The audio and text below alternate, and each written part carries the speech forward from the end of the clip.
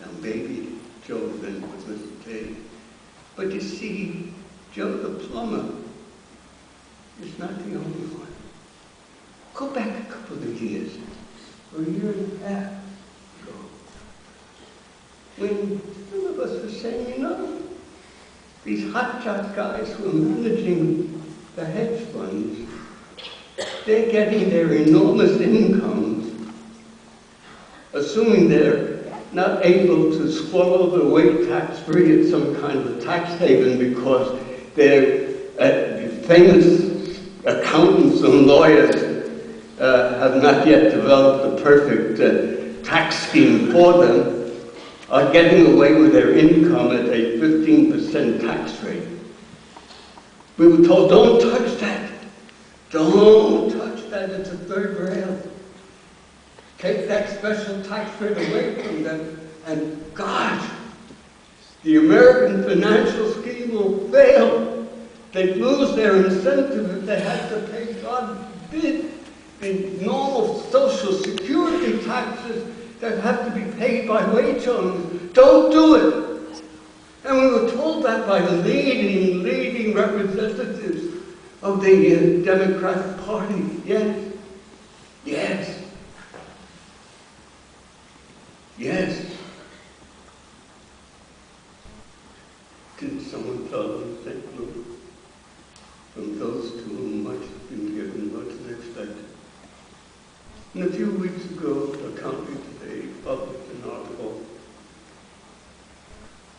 me and myself,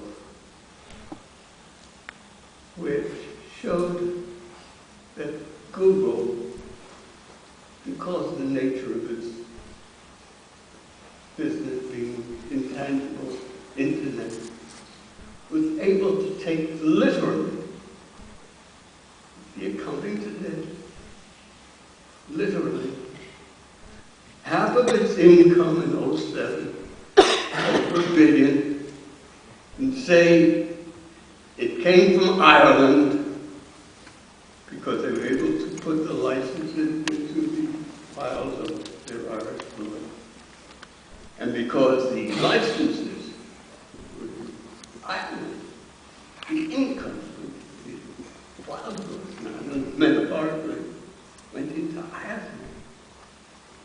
Even though, mind you, the internet that they were capitalizing on was created without any charge for them by the United States, and they got that advantage by studying in the universities of the United States, but yet its income went into those file costs, and the tax rate on that half of over $1 billion in Ireland in 06 was 0, and in 07 minimal, practically 0. And what's strange is, again, to show that it's not political, one of the creators of Google, as we know, is one of the advisors to the incoming president, indicating the disconnect between the values that may prevail, which therefore means that business economics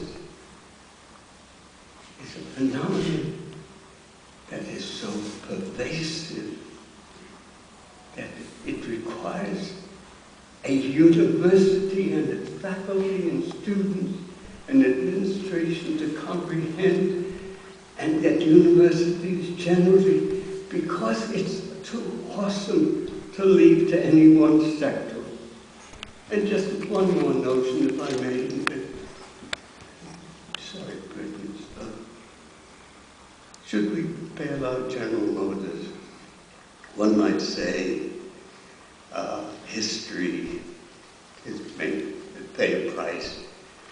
I remember back in the 1940s, living on South 4th Street, Williamsburg, Brooklyn, there was a streetcar with its rails running down the street. But because we were told it was progress, the automobile companies got the cities to rip up the rails because they were able to sell buses. And so mode of transportation came to vogue. So we might say that which goes around comes around. But we must not say that. We must not, really we must not.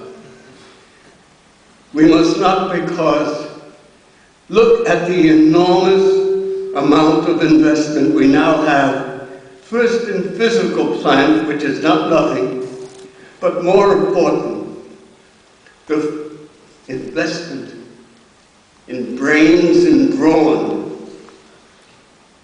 and the psychic well-being of millions and 10 millions of our population.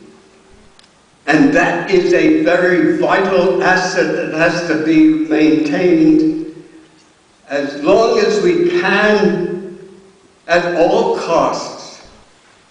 It's as important to maintain that as the requirement to maintain a state of mental health through some kind of psychological pursuit. But then, at the same time, we must turn around and say to the leaders in our political sector, understand that there's another form of investment, don't call it expense, investment, in the intangible called education, so that we will once again develop the innovative ability and commitment to the advancement of our industrial and commercial base of that yesteryear. Say to them, who do you think invented this notion of atomic energy as a potential utilization? Who it is, and how did it come about that we developed this extraordinary lead in aeronautics through governmental investment in aviation? Now, it's true we've been dissipating so much, many billions after billions, in bombing and wastefulness and privatization and trying to somehow or other protect us against terrorism. And we find that we have more persons killed on college and high school campuses as recently as morning than were killed at the World Trade Center, and therefore we're obsessed with the terrorism. Not that it's non-existent, but we need something to turn this around. So for all of that, I appreciate your indulging me for these minutes. I'm looking forward to, as I said, months, weeks,